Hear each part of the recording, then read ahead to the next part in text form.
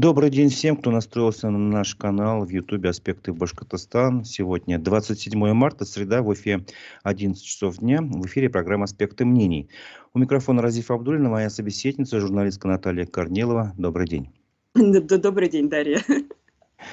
Прошу прощения, почему-то сценарий написал Наталья. Дарья, конечно, извините. Итак, напомню, что идет прямая трансляция, поэтому прошу вас писать свои комментарии, вопросы к нашему спикеру. Можете поставить лайки, это поддержит работу нашей редакции. Подписывайтесь, если вы еще не подписаны. Расшифровка нашей беседы появится позже во всех наших социальных сетях, если вы включились не сейчас, а попозже посмотрите. Вот. И для желающих финансово помочь аспектам, есть в описании трансляции ссылки на сервисы Boosty и Donation Alerts. Посмотрите, кому это возможно, по силам помогайте нашей редакции.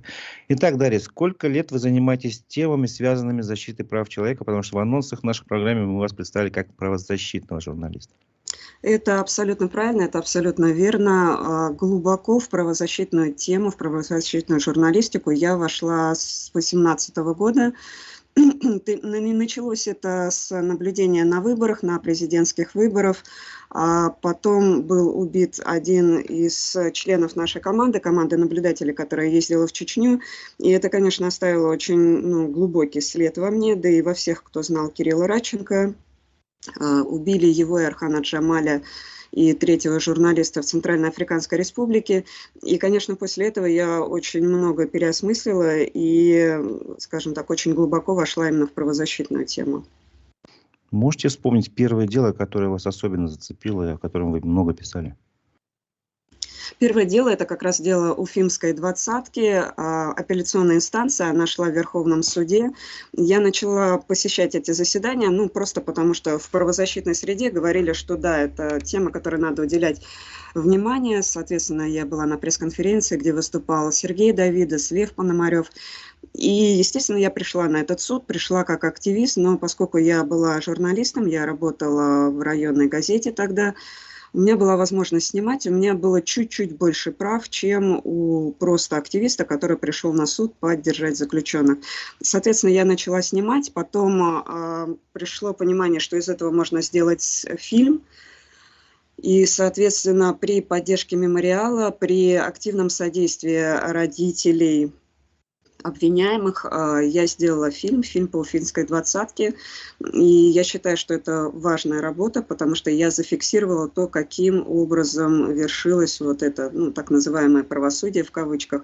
Была возможность снять ребят, была возможность побеседовать с их родными, была возможность зафиксировать рассказ о пытках, который, собственно говоря, был в исполнении Рената Нурлагаянова в Верховном суде, и несмотря на который все равно приговор был оставлен без изменения.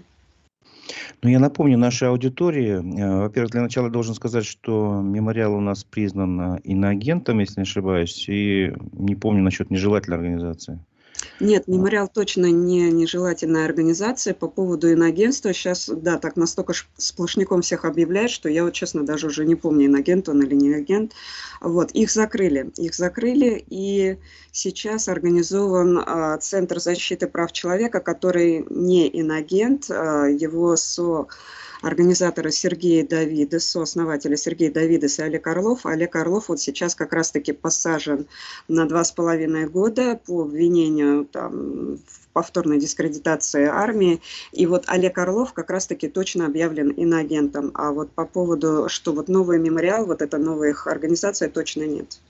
Но я должен напомнить нашей аудитории про это дело. Давайте все-таки чуть-чуть больше подробностей скажем, что это дело было начато в 2015 году, если не ошибаюсь, да? Были задержаны 26 человек и осуждены уже через 3,5 года на большие сроки. Дело об участии в организации Хизбут Тахрир, признанной в 2003 году в России террористической организацией. И там были сроки, если не ошибаюсь, минимальные 4 года, а максимальные 24 года, если не ошибаюсь, правильно? Да, там были огромные сроки, то есть несопоставимые с тем, что реально делали люди и чего они не делали. Вы можете сказать, у вас вот сложилось впечатление, что у следствия были собраны какие-то весомые доказательства? Или наоборот, я там смотрел по фильму, мне, честно говоря, многие вещи вообще непонятны. Там практически не было никаких доказательств. То есть это было так называемое дело, скажем так, которое было призвано продемонстрировать, ну, силовые структуры, видимо, хотели продемонстрировать, как они прекрасно борются с терроризмом. Доказательная база там, ну, вообще была практически никакая.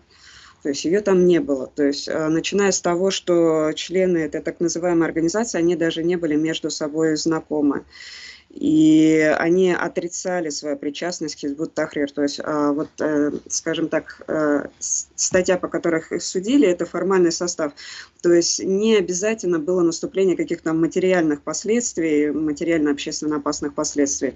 То есть, и по этой статье, в принципе, достаточно сказать, вот этот человек принадлежит к этой организации, и, собственно говоря, все, вот он есть уже состав, за который можно давать такие достаточно большие сроки. И, кстати говоря, вот именно по этой статье, по принадлежности Хизбут Тахрир, которая признана там террористической организацией, сейчас судят крымских татар, и там тоже достаточно такая, ну, непростая ситуация, потому что их начали судить вот, ну, где-то сначала там было более-менее мягко, а потом, ну, какие-то небольшие условные сроки давали, потом все больше, больше и больше.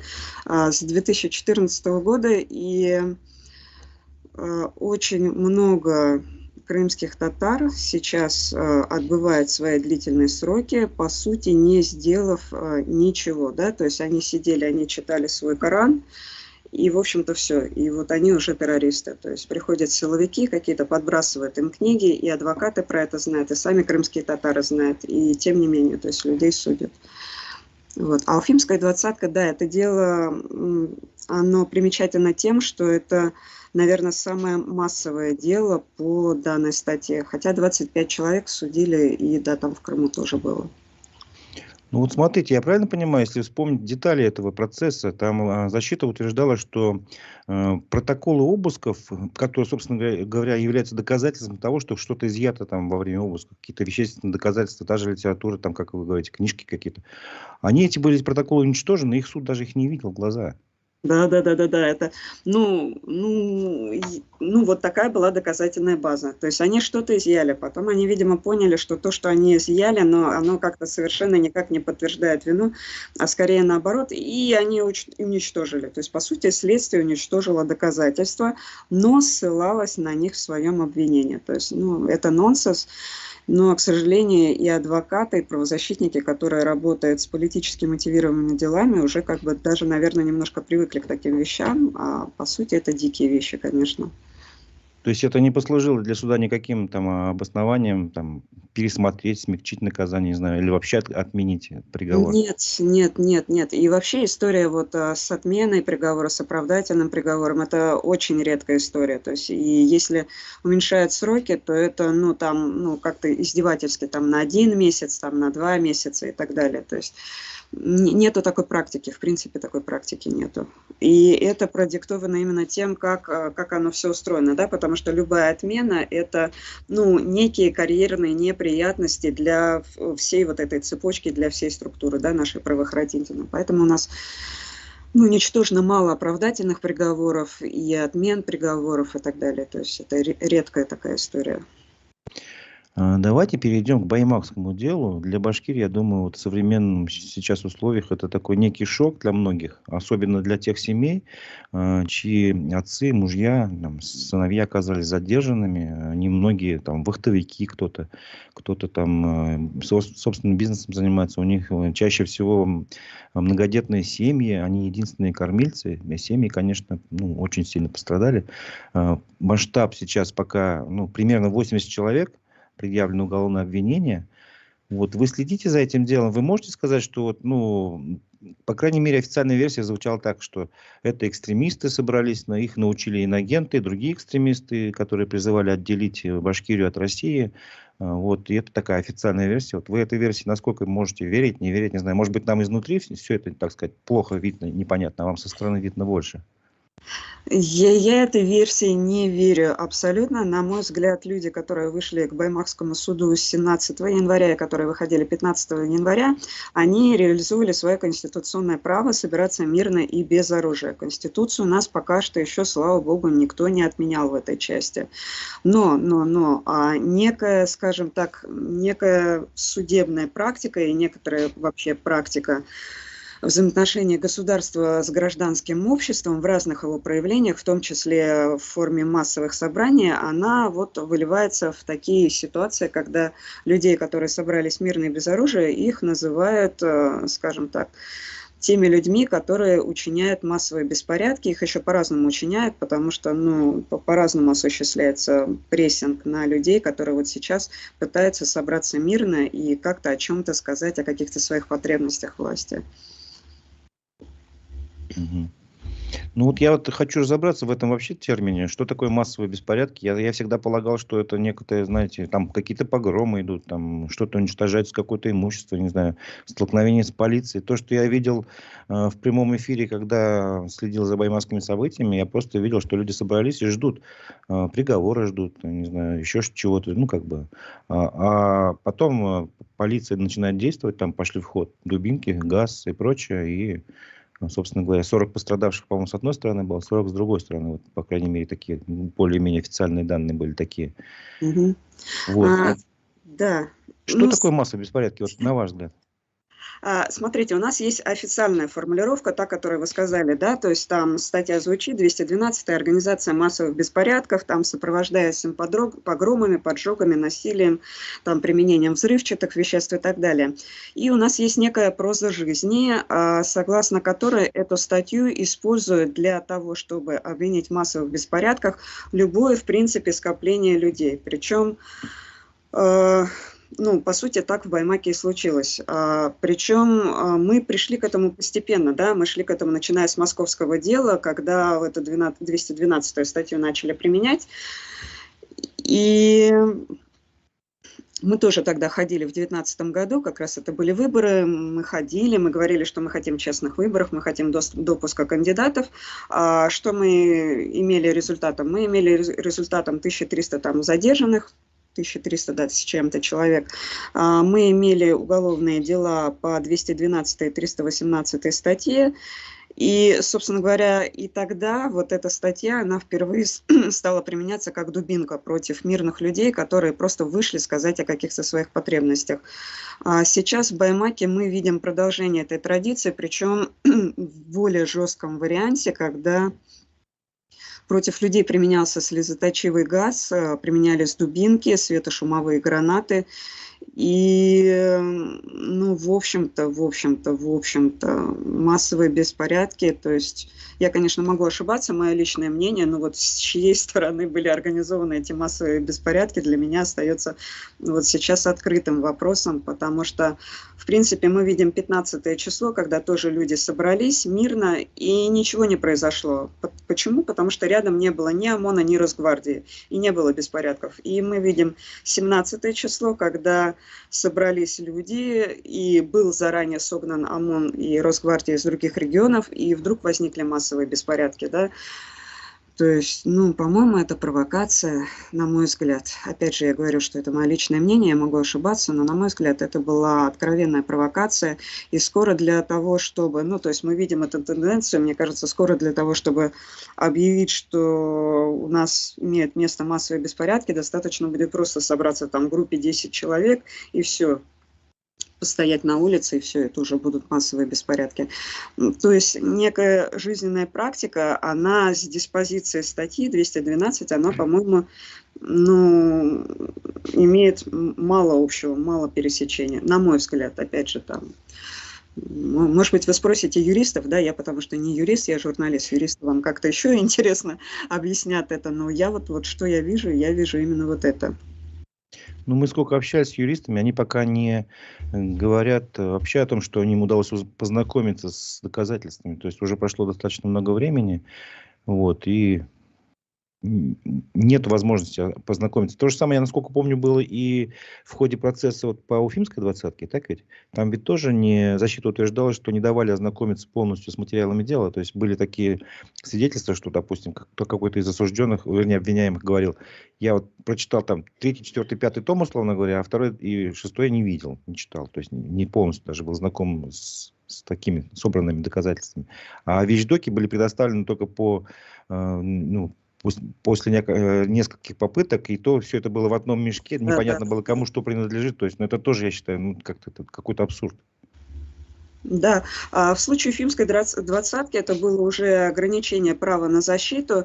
Сейчас в Баймакском деле, то есть мы видим то, что какие-то следственные действия, которые должны проводиться, они не ведутся, да, по крайней мере, я внимательно слежу по чатам, да, я смотрю, что пишут там родные, что пишут адвокаты. Я не вижу, чтобы кому-то там проводили очные ставки, какие-то там допросы, может быть, еще что-то. То есть я не вижу вот этого движения, да, хотя вроде бы там куча свидетелей, куча свидетельств и так далее. То есть не вижу.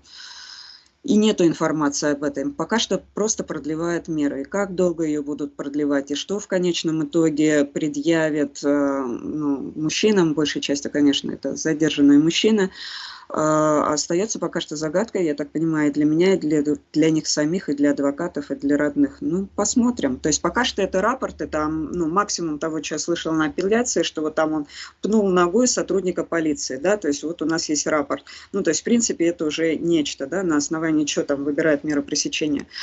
Сверх этого пока что нет информации о том, что что-то есть. Дарья, о чем вам говорит тот факт, что дело стали расследовать в Главном следственном управлении Следственного комитета России, по-моему, через 5 дней после его возбуждения? О чем это говорит? Дело взято, очевидно, на личный контроль Главным следственным управлением Следственного комитета России. Соответственно, дело массовое, дело крупное. И, вот как я предполагаю, да, как мыслят чиновники, да, то есть большое дело, много работы. Соответственно, это какие-то там новые звездочки на погонах, это новое повышение там и так далее. То есть, мне кажется, что его рассматривают именно как некую карьерную там лестницу, способ там получить какие-то там бюджетирования, какие-то финансы, способ получить, показать то, как мы хорошо, как мы прекрасно работаем, получить какие-то преференции, да, и поэтому оно ушло именно в Главное следственное управление. Еще почему такие дела передают, да, и как, скажем так, как это было вот в ингушском деле, тоже можно вот посмотреть в этом контексте. Ингушский процесс был. И, собственно говоря, вот дело Вадима Чельдева, да, протесты в Осетии, когда были, там тоже они не по месту совершения преступления рассматривали. Они говорят, что мы опасаемся, что обвиняемые имеют обширные связи вот на своей исторической родине, там, среди судейского там корпуса, как-то могут оказывать давление, и поэтому там для обеспечения, правильно говорить, беспристрастного суда мы, значит, вот переносим вот рассмотрение этого дела в другой регион. То есть, вот так вот это делается. Вы мне немножко предвосхитили мой вопрос второй, потому что когда разговаривал с адвокатами по этому делу, сказали, что у них есть информация, что сейчас выделяется такая первая группа дел 10-12 человек, и эти дела будут как пилотный вариант рассматривать вообще в другом регионе России, в Москве, скорее всего, возможно, в Самаре. Это вот как раз о чем это говорит? Формально понятно о чем, что возможно связи есть, хотя я не вижу, какие связи могут быть там у тех, кто вахтовиков судебной системы, но тем не менее, о чем это говорит для вас? Для меня это, если это будут рассматривать в Москве, то есть, конкретно для меня и конкретно, возможно, даже для обвиняемых, для ребят, я считаю это хорошо. Почему? Потому что к судебной стадии смогут подключиться московские адвокаты. Понятно, что это по согласованию с родными. Я не знаю сейчас, кто с кем на связи. Да? Я знаю, что правозащитная организация «Комитет против пыток», ОВД-инфо, они подключались к Баймакскому делу, и они готовы были предоставить свою поддержку. Кто именно с кем на связи, я не знаю. Но если эти дела будут рассматриваться в Москве, то, скорее всего, это будут дела, которые досудебщики, да, люди, которые заключили досудебное соглашение, это дела будут те, кто пошел на особый порядок, то есть признал вину и согласился с тем, что его дело будут рассматривать без рассмотрения всех доказательств. Соответственно, эти люди уже будут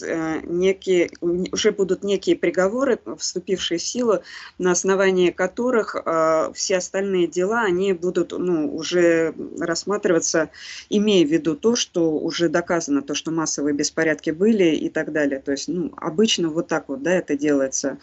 То есть мы взяли человека, который признал свою вину, мы сказали, что да, массовые беспорядки были, и всех остальных мы уже судим паровозом. Нам уже не надо доказывать то, что был факт массовых беспорядков. Значит, это вот с точки зрения, да, следствия. Вы говорите, что 10-12 дел выделяют. Да, это тоже интересный момент, потому что, уголовное дело, оно у нас одно. По крайней мере, было одно возбуждено, да, вот все вот эти более 70 человек, вы говорите, опять же, 80 человек, у меня последняя информация, 76 человек, что вот эти люди, да, они обвиняемые по этому делу. Это дело могут как-то, дробить, разъединять и соединять, да, потому что сразу там 80 человек их судить не будут, соответственно, будут выделять дела. То есть, возможно, выделить дело там на 10-12 человек, их посудят там в Москве как-то образцово-показательно, а остальных осудят уже в регионе паровозом. Возможен такой вариант. Вот. И опять же, то есть если суд будет в Москве, я считаю, это будет хорошо, потому что это будет больше публичности, смогут подключиться московские адвокаты, смогут подключиться московские журналисты, соответственно, я, мои коллеги, будет какая-то огласка. Огласка, я считаю, это всегда хорошо, потому что она не повлияет на сроки, да, сроки будут, они будут там относительно большие какие-то, да, вряд ли это там дадут там по году-два, то есть сколько-то людям дадут.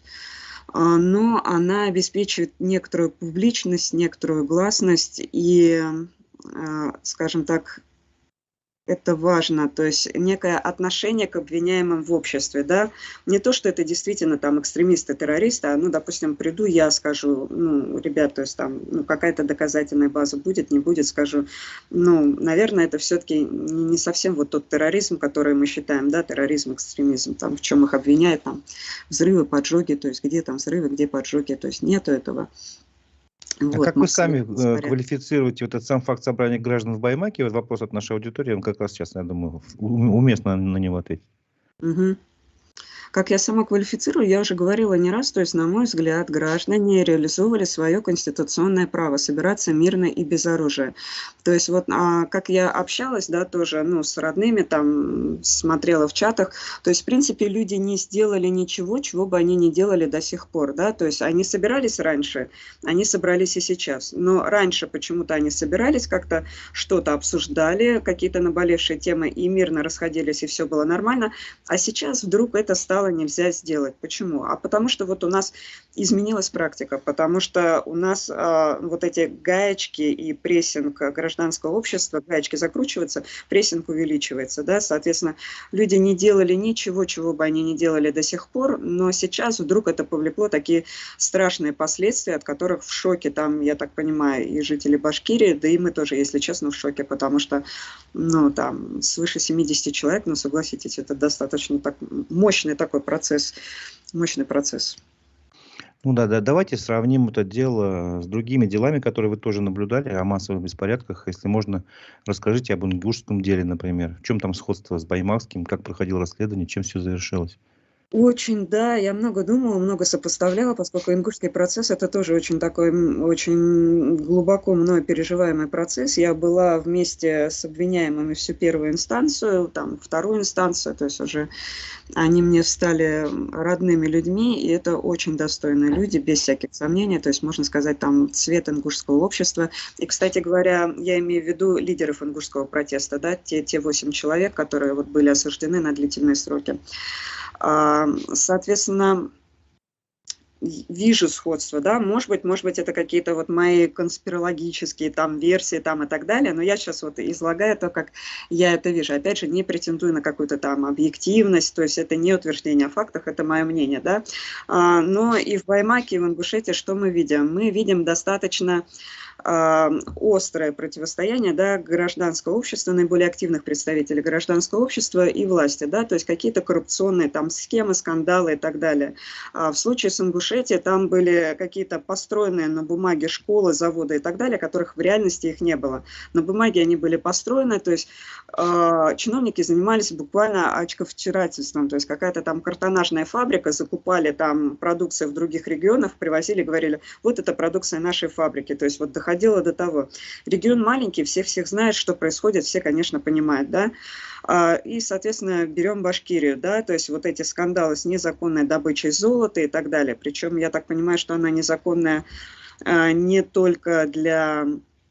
Ну, в целом незаконная, она незаконная с точки зрения федерального центра, да, то есть, возможно, там шли какие-то утечки, каналы и даже мимо федерального центра, да, то есть я не знаю, но, по крайней мере, слухом земля полнится, да, и, соответственно, напряжение между людьми, которые понимают, что, ну, по сути, грабят их республику, отнимают какое-то экологическое, светлое экологическое будущее у детей, да, и напряжение между теми, кто реализует вот эти все планы. То есть, да, первая составляющая коррупционная. Дальше что мы видим? Мы видим практику народных сходов и там, и в Ингушетии, и в Баймаке, то есть она была. Люди собирались, и все это было по согласованию, до поры до времени, по согласованию с местными властями, и никаких жестких санкций на это не наступали. Да? Фаза номер 2. Фаза номер 3. Что мы имеем? Мы имеем некое событие X, когда происходят провокации. В случае с Ингушетией это... Ну, таким последним таким очень резким событием это послужило внесение изменений в закон о референдуме, когда, собственно говоря, жители региона поставили перед фактом, что теперь изменение границ региона будет происходить без референдума, то есть без их участия. Для ингушей это невероятно больной вопрос, то есть это и так очень самый маленький субъект Российской Федерации, и у них там, ну, часть территории ушла, потом еще часть территории ушла, сначала к Северной Осетии, потом в Чечне. Они это переживают страшно, болезненно, потому что там могилы предков и так далее. То есть, ну, это просто вопрос жизни и смерти для них. И, соответственно, вот этот, ну, то есть это вызвало огромнейший резонанс, и люди собрались, и им не согласовали дальнейшее проведение митинга. И более того, когда они сказали, окей, нам не согласовано, мы расходимся, дайте нам время, им не дали это время, начали их вытеснять, применять светошумовые гранаты, причем во время утреннего намаза, то есть как-то... начали задевать старейшин, а опять же для ингушей это очень, ну, болезненно, то есть молодежь вступила за старейшин, все, понеслось, да.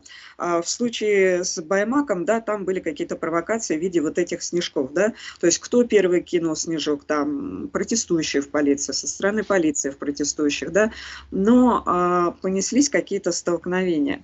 Опять же, повторюсь, я думаю, мое глубокое мнение и убеждение, что если бы не было стянуто такое огромное количество там ОМОНа, Росгвардии из других регионов, то есть и если бы власти грамотно взаимодействовали с протестующими, не было бы никаких столкновений. То есть изначально толпа людей была настроена мирно, да, то есть они просто пришли поддержать Фаиля Алсынова.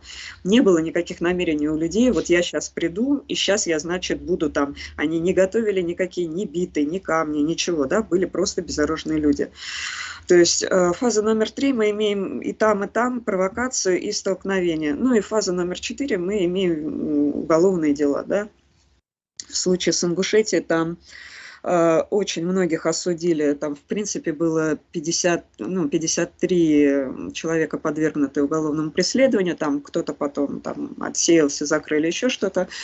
Большая часть людей по 318 были осуждены, небольшие сроки они получили где-то до 2 лет, и там выделили, ну, образцово-показательную группу, туда включили там 2 старейшин, там 2 мужчин среднего возраста, 2 молодых людей, 1 девушку и потом еще одного скажем так, экс-министра МВД, то есть человека, который занимал высокие посты, который сочувствовал людям.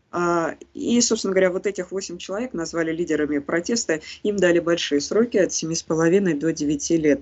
Значит, как будет в Баймаке, я не знаю, да, то есть каким образом. Возможно, тоже выделят какую-то группу людей, и им дадут большие сроки, а остальные, ну так, отделаются легким испугом, да, то есть год-два там тюремного заключения в наших условиях это, ну, считай, счастливо отделался, да, то есть это там не 5, не 10 там лет и так далее. Вот, ну, посмотрим. Я не знаю, честно, как будут развиваться события, то есть что хотят силовики вот показать. То есть то главное, что они хотели показать, что, ребят, теперь уже нельзя собираться мирно и без оружия, они показали, да, уже все напуганы, уже никто не собирается. То есть в Москве не собираются после московского дела, там в Ингушетии после ингушского дела, соответственно, в Башкирии не будут собираться после баймакского дела. То есть, ну, этот урок мы все поняли, мы его уяснили. Да, я пока не забыл, я напомню, что Фаиль Алсынов внесен в список экстремистов-террористов, и мы Да, еще называли организации, если не ошибаюсь, ОВД-Инфо и Комитет против пыток, они тоже признаны иноагентами, по-моему, так. да. Вот. Я честно скажу, да, я путаюсь, потому что комитет против пыток, они были командой, комитетом, то есть, Да-да-да. то есть, ну, там, проще, да, проще всех называть иноагентами, да, уже. Мгм. Как вы думаете, будут ли новые задержания? Потому что вот приходят сообщения, что так или иначе, ну, не закончился этот процесс, на мой взгляд, еще. По Баймакскому делу. Не знаю, честно, не знаю. Я уже после информации о смерти Миньяра Байгускара, человека, который повесился, да, я уже думала, ну все, на этом уже как-то надо заканчивать, потому что, ну реально, то есть это вторая смерть, которая была связана напрямую с задержанием, и я думала, что уже все, после этого не будет задержаний. Но если задержание продолжается, то я не знаю, когда-то надо остановиться уже. Но у них, в принципе, то есть, что у них? По сути, у них, я имею в виду там Следственным комитетом, да, и так далее, все вот эти структуры, у них отснята куча материала, то есть куча людей, то есть там, причем, скажем так, большая часть людей не закрывала свои лица, и по сути, всех этих людей можно обвинять в участии в массовом мероприятии, да, то есть где 10 тысяч. Но сажать 10 тысяч они не будут, они как бы не переварят. Соответственно, ну, отлавливает наиболее активных, да, кто там кинул снежок, там, ну вот на апелляциях я слышала, кинул снежок, признал вину. Ну да, ну давайте теперь судить человека за то, что он кинул снежок. Вот. И когда они становятся, я не знаю, то есть когда вот этот дракон насытится, то есть не знаю, чем они, кто поворачивает вот этот кран, когда говорят, все, переключаем внимание там других Ну, людей. вспомним болотное дело, прошу прощения. Там же, по-моему, задержания были не один год. Вот сами события в 2012 году, а значит, первые подсудимые были в июне 2012 года. Потом вторая волна задержания была в феврале 2013, и еще аресты продолжались в 2015 и 2016 годах. То есть вот как-то так, за 5 лет Ну, получается. эта тема открыта, да, эта тема открыта, то есть, по сути, пока, ну, то есть, у них есть материалы, у них есть наверняка показания оперативных сотрудников, которые были, безусловно, были внедрены в ряды, скажем так, собравшихся мирных граждан. Наверняка у них будут какие-то показания, которые, ну, я надеюсь, они все-таки будут брать у тех, кого они сейчас забрали, да, и люди что-то будут говорить, да, может быть, без злого умысла и даже не думая, что они, ну, кого-то там подводят под статью, а просто честно, ну, как честные люди, которые никогда не сталкивались с вот этой системой, они будут просто излагать, собственно говоря, да, я там шел с тем-то, видел того-то, того-то. Ага, говорит следователь, видел того-то, того-то, там, команда ФАС и так далее. То есть, по сути, сейчас все, кто там был, они все находятся под ударом, и потенциальные сидельцы тоже. Да, Все они в зоне риска. да, в зоне риска, абсолютно точно, абсолютно точно. И хуже всего то, что я прекрасно понимаю, что из своего региона, да, учитывая, что и большие семьи, и все, люди особо-то и уехать никуда не имеют возможности, да, потому что, ну, живут на земле и в своих домах. Ужасная ситуация, конечно, ужасная. Смотрите, вот после событий в Дагестане, хочу еще об одной истории вспомнить, напомнить, когда толпы людей хлынули в аэропорт, и потом якобы старейшины сказали свое слово, наказания там были вроде как помягче, и в Башкортостане возникла надежда, что и здесь может что-то такое подобное произойти. Но насколько я все-таки давайте к реальности обратимся, на самом деле ведь не было такого, что там смягчили наказание и прочее. Вот в Дагестане после событий, когда там искали, не знаю, выходцев из Израиля в аэропорту. Да, да, да, это очень... Это же миф. Чё? Это же миф, то, что там старейшины обратились и смягчили как-то власти свое отношение к Я этим. по поводу обращения старейшин, я вообще те тему как-то, ну да, может быть, что-то было, но я не помню вот этого обращения, может быть, было, да, но мимо меня прошло. Я знаю, что там возбуждены уголовные дела по 212, и сейчас просто тишина об этих уголовных делах. То есть я так понимаю, что там они решили по-тихому провести эти процессы, но то, что процессы будут, и то, что людей осудят, я не сомневаюсь. Я только думаю, что о том, какие им назначат сроки, мы узнаем уже только по факту, по факту их осуждения. То есть я так думаю, вот так это будет. Да, там какие-то были административки, то есть у меня в какой-то момент вообще сложилось впечатление, что там они все отделались административками. Но я посмотрела, да, почитала там новости интернет, там, по-моему, 27 уголовных дел, что-то вот так вот. Так что их будут судить. Но информации об этом не будет. Почему не будет информации? Потому что вот несмотря на то, что баймаксы говорят, то есть, ну, я вот говорила с родными и так далее, конечно, очень большая запуганность, в шок людях и так далее. И, то есть позиция такая, не-не-не-не-не, мы совершенно не политические, мы абсолютно не политические и так далее. То есть баймакское дело – это чистой воды политическое дело, да, то есть, ну, потому что есть определенные четкие критерии, да, то есть люди вышли мирно, без оружия, они требовали совершенно каких-то, ну, понятных, внятных вещей и так далее, с ними поступили вот так вот. Ну, на мой взгляд, опять же, я могу ошибаться, на мой взгляд, это чистой воды политическое дело. А события то есть, грубо говоря, есть некое противостояние, да, власти и мирных граждан, да, гражданского общества. А в Махачкале там немножко другая ситуация. Там, как бы, в общем-то, они действовали, ну, скажем так, действовали в русле и в духе официальной позиции, но немножко погорячились и немножко вот как бы вышли, да, то есть там нету, как бы, нету вот этих противоречий. То есть там, ну, там, да, есть там нарушение общественного порядка, да, они бегали, да, естественно, это. И, ну, за это должно быть какое-то наказание за нарушение. То есть неправильно, когда люди бегают там по территории аэропорта, но там не выражено вот это напряжение между властью и протестующими. Там я его не вижу. Там напряжение было в сторону, конечно, совсем другую направлено, понятно, Да, не да, не во властные структуры.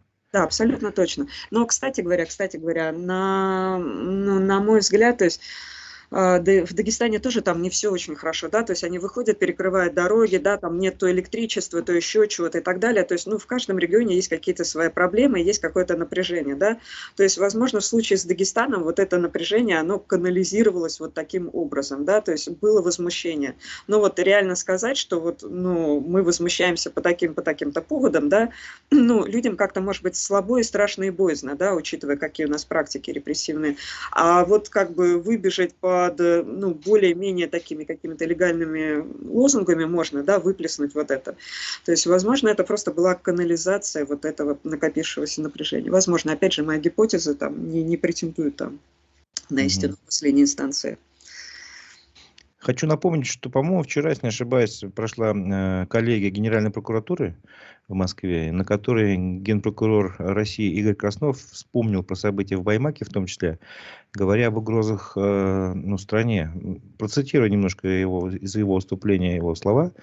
Должна быть обеспечена неотвратимость уголовного наказания для тех, кто представляет угрозу нашей стране, сказал он, отметив, что фиксируются попытки втянуть россиян в деструктивные акции и процессы. Как раз ярким примером этого он назвал события в Дагестане.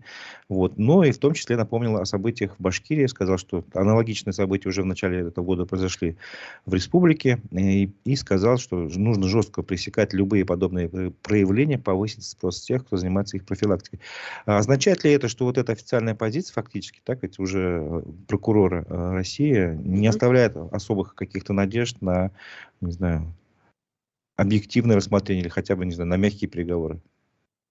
Я думаю, да. Я думаю, открытым текстом это сказано, что, ну, как бы, ну, как бы, если человек такого ранга говорит, что вот есть негодяи, их надо покарать, негодяи будут покараны, да, там, независимо от того, что они там совершали, не совершали и так далее, да, то есть, ну, есть, да, допустим, есть некая картина, которую видим мы с вами, есть некая картина, которую видят жители Башкирии, да, какие-то их сугубо местные региональные проблемы, есть некая повестка общая, да, там федеральная, в которую это все вписывается, да, и которая, ну, может быть, где-то в чем-то там уже близка к некому там мифотворчеству, да, то есть для внутреннего потребления вот, ну, вот этого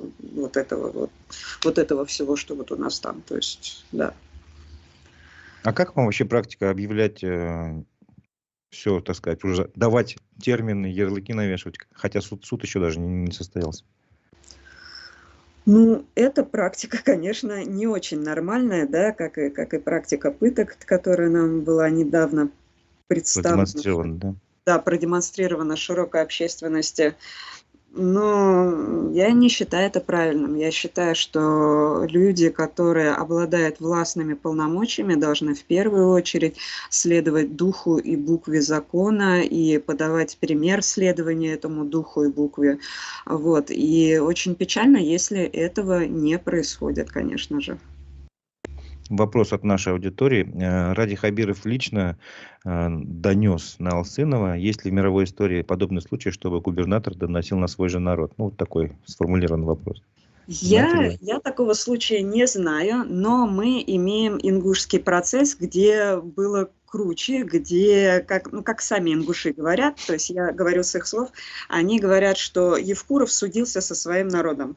То есть где глава региона, он не, ну, как бы он не донес, а он просто судился со своим народом. Там была очень интересная ситуация, то есть было решение от отделения части территории в пользу Чечни. Оно было проведено, скажем так, ну, не совсем законными методами, даже с точки зрения тех процедур, которые вот приняты, было проведено незаконно, да, то есть, по сути, было сфальсифицировано. И был Конституционный суд Ингушетии, и это невероятно достойные люди, которые на тот момент испытывали огромное давление, то есть им там, ну, и на суде, то есть приходил член Конституционного суда и говорил, что да, там мне предлагали любые должности, там, кроме должности там, главы республики, мне предлагали там деньги, власть, все, что было возможно, то есть мне угрожали, да, то есть там от предложения каких-то там преференций приходили к угрозам, но тем не менее Конституционный суд Ингушетии постановил, да, что вот это решение об отделении территории, оно было принято вопреки Конституции Республики Ингушетия, оно неконституционно. После этого Юнусбек Евкуров, он пошел в Конституционный суд Российской Федерации. И надо сказать, что Конституционный суд Ингушетии, он не подчиняется Конституционному суду Российской Федерации. То есть это, грубо говоря, две такие независимые инстанции. Конечно же, Конституционный суд Российской Федерации, он, скажем так, ну, такой более лояльный к потребностям федерального центра, да, там, к нуждам федерального центра орган, и он сказал, что все окей, все законно. И то есть сейчас там очень интересный юридический прецедент, то есть действуют два решения двух конституционных судов, и они противоречат друг другу, это юридическая коллизия. Вот. Но как бы считается, что Конституционный суд России, он как бы имеет большее приоритетное значение. Но юридически это два равнозначных, противоречащих друг другу решения, которые действенны. Вот. И поэтому вот ингуши говорят, что Юнусбек Евкуров, он судился со своим народом. То есть, ну вот тоже вот так вот. То есть он в глазах народа, многие называют его предателем и так далее, совершенно открыто. То есть это я к тому, что напряжение между главой региона и, ну, некоторой частью жителей республики, оно, конечно, есть не только в Башкирии, оно есть в других регионах, безусловно, да, то есть и вот, скажем так, та база, на которой все это держится, там, коррупционная, она тоже, я думаю, есть не только в Ингушетии, не только в Башкирии, но просто это те ситуации, которые вот закончились таким ярким взрывом, стало к ним приковано внимание, и стало ясно, что там происходит. То есть, вот. Дарья, напомните судьбу Юнусбека Евкурова относительно республики. Он же, по-моему, потом ушел куда-то, так ведь? У него все прекрасно. Он сейчас, по-моему, боюсь наврать, но, в общем, он пошел на повышение, он стал заместителем министра обороны, по-моему, 13-м там заместителем, то есть он как бы, у него всю жизнь неплохо, да. Но, то есть, ингушское общество – это невероятно интересное общество, оно очень монолитно, то есть это, по сути, ну, мононациональное общество, очень сильные традиции, и, то есть, я полюбила ингушей всей душой, то есть я пока была в этом процессе, то есть очень, то есть они следуют традициям, у них есть много прекрасных черт, из-за которых они, собственно говоря, и страдают. То есть это как-то отсутствие какой-то лживости, это правдивость, это вот, ну, это люди чести, в некотором роде такое самурайство, да, ну, то есть Российская Федерация. Вот. Но как бы с морально-этической точки зрения Юнусбек Евкуров для них сейчас это предатель, а ингуши это такие люди, как они сами, во-первых, они помнят своих предков там до 19-го поколения, а во-вторых, они помнят, что если вот ты там 200 лет назад украл буйвола, то тебе вот спустя 300 лет тебе будут помнить, что твой предок украл этого буйвола. Поэтому там, ну, там вот это вот так вот, да, то есть это не так, как у нас в Москве, да, допустим, я вот знаю только 5 поколений своих предков, больше я не знаю, там, и так далее. То есть нету этой оторванности. Там вот это все вот так вот. Так что, в общем, ну, вот как-то так, да, то есть, ну, как во всякой жизни, есть некая материальная сторона дела, да, то есть там, что ты имеешь, какие-то преференции, да, там, достаток и так далее, а есть, ну, то, кто-то есть по жизни, как на тебя смотрит твой народ, смотрят люди, с которыми живешь, что ты из себя представляешь. Это немножко другая история, да, поэтому, ну, вот так вот оно все у нас и взвешивается. Ну, предполагаю я тоже, что отношение к Радию Хабирову в Башкортостане несколько изменилось, если так мягко говоря.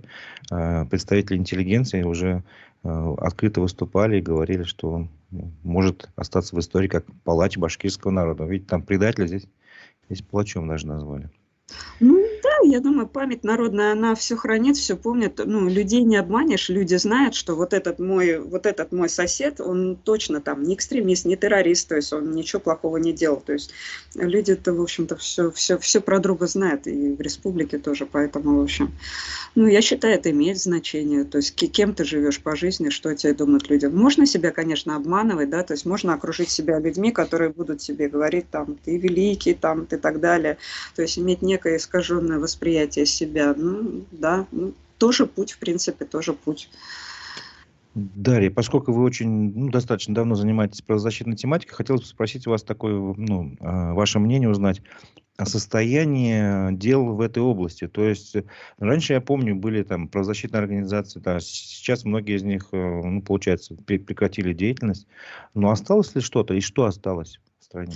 Остались люди. Люди-то никуда не делись. Да, часть людей покинула Россию, мощная часть, это в первую очередь политики, которые имели некую оппозиционную позицию, да, были вынуждены уехать. Кто не уехал, тех, соответственно, посадили. И в правозащите то же самое. То есть часть правозащитного сообщества там релоцировалась в другие страны, часть остались здесь, продолжают работать. Юридически, номинально, да, многие структуры разгромлены, там, признаны инагентами, там, закрыты по разным основаниям, Московская Хельсинская группа, да, там закрыта, но есть люди, которые работают там, и которые продолжают, там, Мемориал, да, тоже там разгромлен, но люди-то никуда не делись, да, Олег Орлов, то есть, ну, он совершенно осознанно остался в стране, да, и получил сейчас свои 2,5 года, что для, там, 72-летнего человека, ну, мягко говоря, достаточно жестковато. Да? Просто за статью, за то, что он написал свое мнение. Ну, то есть вот такие у нас теперь приговоры, такие у нас теперь враги Отечества. Вот. Но, тем не менее, люди остаются, люди что-то делают, и не только правозащитники, журналисты, да, хотя вот есть такая, ну, говорят, там, ой-ой-ой, журналистика пропала, там, все, нету журналистов. Но есть журналисты, кто-то что-то снимает, откуда-то мы получаем информацию о том, что происходит, кто-то доносит какие-то там, выкашивают первые лиды, за ними становятся другие и так далее, то есть... Вчера была на процессе Тимура Идалова, это адвокат, которого, ну, по надуманному предлогу судят сейчас, и, собственно говоря, ну, цель его отстранить от дела. И он такой, знаете, есть люди, вот они верующие, то есть вот там Навальный верующий и так далее, то есть, но они верующие во что? Они верят, и Тимур Идалов вчера это прекрасно сформулировал, он говорит, что количество хороших людей, которые желают справедливости этому государству, их больше. То есть вот человек в это верит, да, когда там, может быть, другие уже там, ну, все сказали, нет, все, надо просто сидеть тихо и не высовываться, ну, и тогда ты сохранишь себя для своих близких. А это вот люди верующие, они вот в это верят, в какие-то такие, ну, в базовые вот ценности, там, справедливости, там, доброты, там, человечности и так далее. Мое глубокое уважение этим людям, они есть, их много, я их знаю, я с ними общаюсь периодически, вот, и я считаю, это большое счастье в моей жизни, что я имею возможность общаться с такими людьми.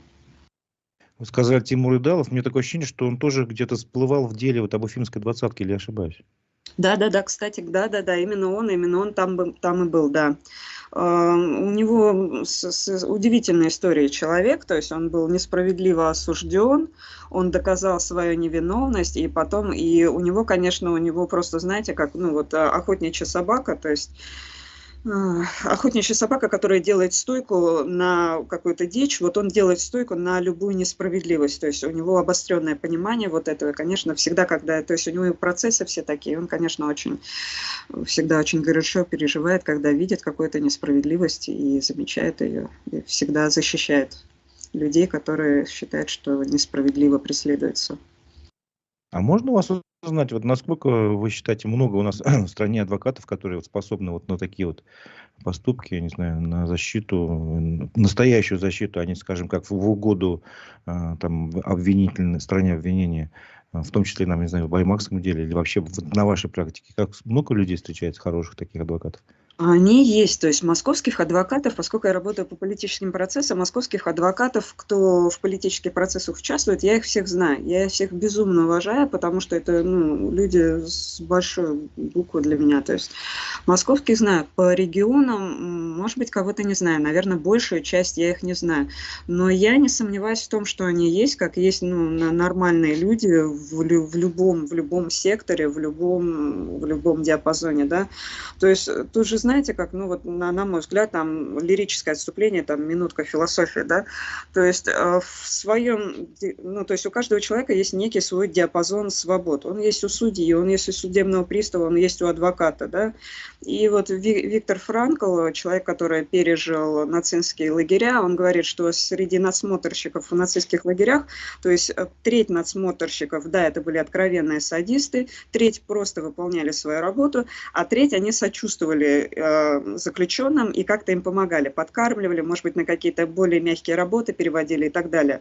То есть это вот диапазон свобод надсмотрщика нацистского лагеря, да, проецируя вот эту картинку на то, что происходит сейчас, да, там судья, да, ты судья, ты не можешь оправдать человека и так далее, но у тебя есть тоже свой диапазон свобод, ты можешь посудить так, сяк, эдак, во время суда ты можешь относиться опять же так, сяк, эдак, да, ты можешь быть садистом, там, как, в деле Саши Скочеленко, там, судья, как-то там не выпускала в туалет, не давала принять лекарства, да, то есть это тоже какой-то садизм, да, а ты можешь относиться как-то более лояльно, то есть мне адвокаты рассказывали, что судебные приставы там, какие-то дела, они говорили, так, вот всех выведите, и, давали возможность родным пообщаться, там, обняться или как-то, да, то есть, как бы, то есть в своем диапазоне эти судебные приставы, они были людьми. То же самое в деле Фаиля Алсынова, когда вот, недавно была картинка, что там офицер, да его хотели положить там мордой в пол, в автозаке и так далее. Он сказал, нет, это достойный человек, не надо класть его мордой в пол, давайте его повезем как уважаемого человека, да. То есть в своем диапазоне, в диапазоне своих свобод, этот человек выбрал, более человечный. То есть я считаю, это вот то, к чему надо стремиться. И адвокаты, безусловно, тоже могут быть в своем диапазоне более человечные, более отстаивать именно принципы, скажем так, которым повелевает отстаивать адвокатская этика, да, и юридическое право и так далее. Так что, как и в любой сфере. Продолжая правозащитную тему, раньше, по крайней мере, до определенных событий надежды многих правозащитников были возложены на ЕСПЧ, да, на Европейский суд по правам человека. Сейчас на такой возможности нет, но остались ли какие-то у нас выходы на международные организации в деле защиты прав человека? И параллельно вопрос вот от нашей аудитории спрашивают вас. Вам известны случаи обращения граждан России в Комитет ООН по правам человека? Каков результат по этим обращениям, если известно? Вот конкретно прям кейсы я не назову, но то, что люди обращаются, это безусловно. То, что этот механизм работает, безусловно, просто с этим работают правозащитники, там, с которыми я подробно не стыкуюсь. Да, безусловно. По поводу Совета по правам человека, да, мы уже не в нем, к сожалению, и у россиян нету этой возможности. Но это не значит то, что, грубо говоря, не надо готовить свои кейсы. Рано или поздно, я в этом уверена, Россия, она, вот из этого средневековья, она вырулит, к европейским демократическим ценностям, к ценности человеческой жизни, да, какой-то толерантности и так далее. И рано или поздно, я думаю, мы вернемся в эту гавань. И вот сейчас, да, то есть стоит у многих там вопрос, там, признать вину, не признать вину, там, делать дело публичным, не делать дело публичным. То есть, да, вот в этом сейчас моменте у нас может быть все ужасно, но это вот как, знаете, вот дети маленькие, то есть мама вышла, все, смерть, мамы нет. То есть, но как бы люди взрослые, они понимают, что мама вышла, и мама вернется, да, то есть так и здесь, вот в этом моменте, да, может быть все ужасно, но мы знаем, что есть некий момент перспективы, и в перспективе все так ужасно не может быть, но просто об этом говорит, историческая логика, поэтому рано или поздно мы будем возвращаться в Европейский совет по правам человека, рано или поздно вот те дела политически мотивированные, которые есть, они будут пересмотрены, люди будут реабилитированы, и готовить кейсы надо уже сейчас, да, то есть это то, над чем я работаю. То есть если я вижу, что человек несправедливо осужден, что, скажем так, нет никакой доказательной базы, да, возможно, и состава преступления нет, я это теми средствами и силами, которые у меня есть, да, чтобы себя, опять же, не подставить, я это фиксирую. Фиксируют мои коллеги, фиксируют адвокаты там, и так далее. То есть люди, которые говорят, что да, я виновен, они себе, скажем так, они обрубают немножко вот это. То есть лучше все-таки бороться, лучше все-таки говорить про себя. И это как-то экологичный. Хотя, конечно, в каждой ситуации очень уникально, то есть иногда проще, чтобы сохранить себя, признать вину, да, просто свою физическую целостность. Поэтому вот. Но в целом тренд такой, то есть вот направление, ход мысли там и так далее. И перспектива. Согласен с вами, но тут есть вот вопрос, и замечание от нашей тоже одного из слушателей.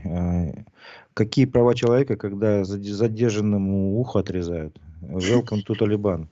То есть, где мы сейчас оказались, в какой точке, не знаю, дна, не дна, если мы позволяем себе демонстрировать на всю, не знаю, там, Россию и мир вот такие методы работы с задержанными?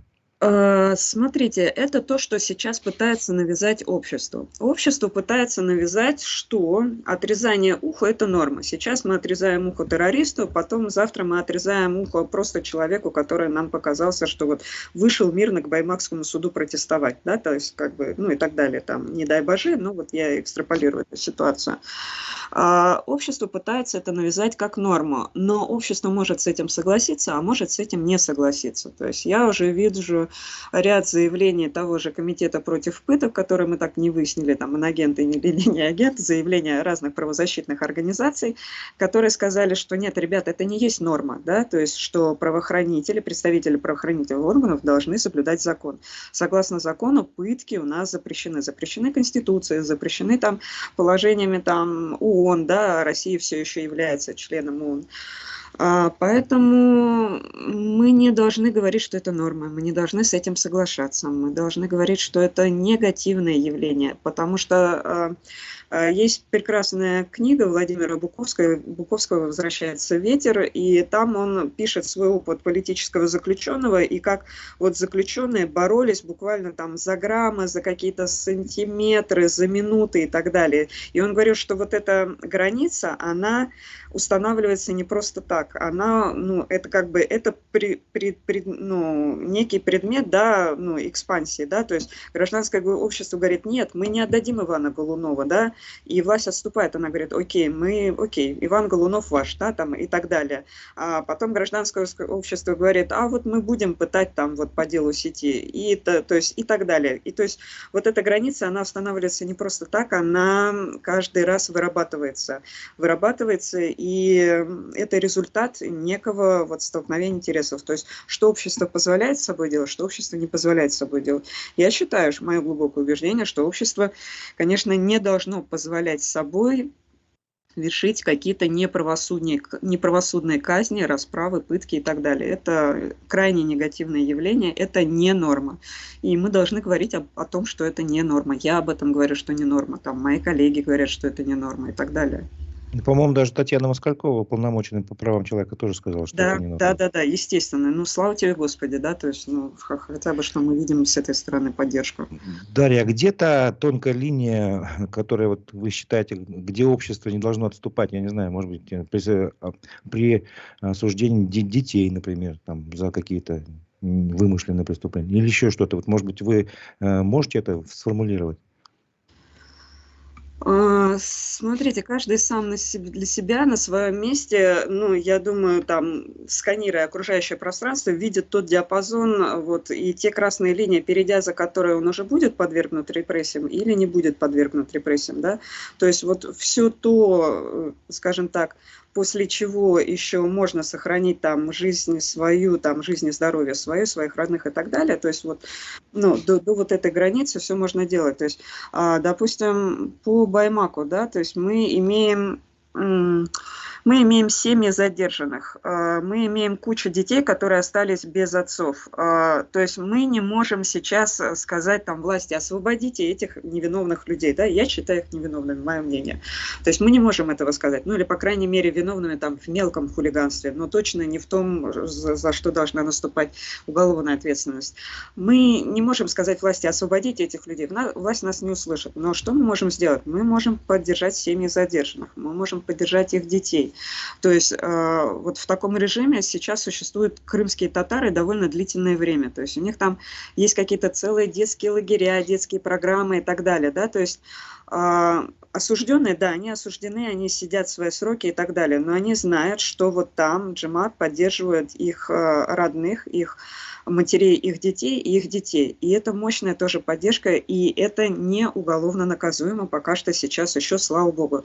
И можно можно вот в этом диапазоне как-то, ну, гражданскому обществу консолидироваться, и это, знаете, что еще? Это очень полезно с психологической точки зрения для людей, которые вот это видят и ничего не могут сделать. А вы что-то можете сделать. То есть, ну, надо найти те варианты безопасные для вас, где вы что-то можете делать. Да, можете там какой-то на адвоката там 200 рублей послать. Я в чате читаю, вот у меня есть 1000, я могу послать по 200 рублей. Это круто.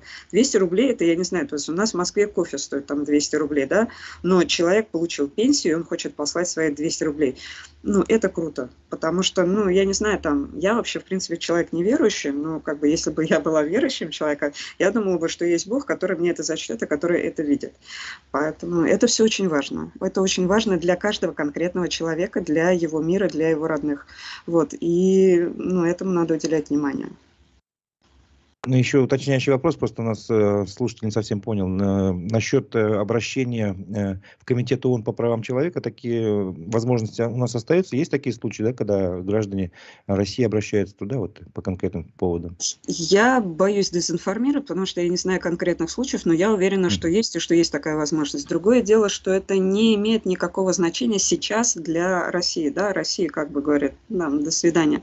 Но возможность такая есть, обращаться надо, то есть, ну, есть правозащитная организация, просто туда надо уже адрес найти, то есть если конкретно человек для себя интересуется, есть правозащитная организация, куда надо, ну, стучаться и спрашивать, там тоже там УВД-инфо, комитет против пыток, там какие-то там общественные вердикты, там Московская Хельсинская группа, то есть просто надо, ну, если есть интерес. И Центр защиты прав человека вы еще упоминали. Да, ЦЗПЧ «Мемориал», да, опять же, то есть надо там простучаться, и там просто специалисты, они более адресно ответят, как, что, куда это все подается.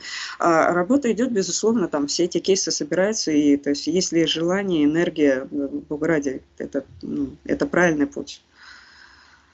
Ну что ж, спасибо большое, особенно за ваши последние слова вот, до вопроса, что каждый человек на своем месте может что-то делать, и это как бы ну, нормально, такое проявление человеческой солидарности. Естественно, естественно, естественно. Да. Спасибо Спасибо. большое еще раз. Да. Спасибо вам за беседу огромное тоже. На этом наша программа завершается. Напомню, что у микрофона был Разиф Абдуллин, а моя собеседница, правозащитная журналистка Дарья Корнилова, прошу прощения, еще раз, второй Для раз вас могу ошибаюсь. быть Натальей, да. Нет, Дарья Окей. Корнилова, еще раз прошу Окей. прощения. Спасибо большое. Спасибо за участие в программе. Спасибо. Всего доброго.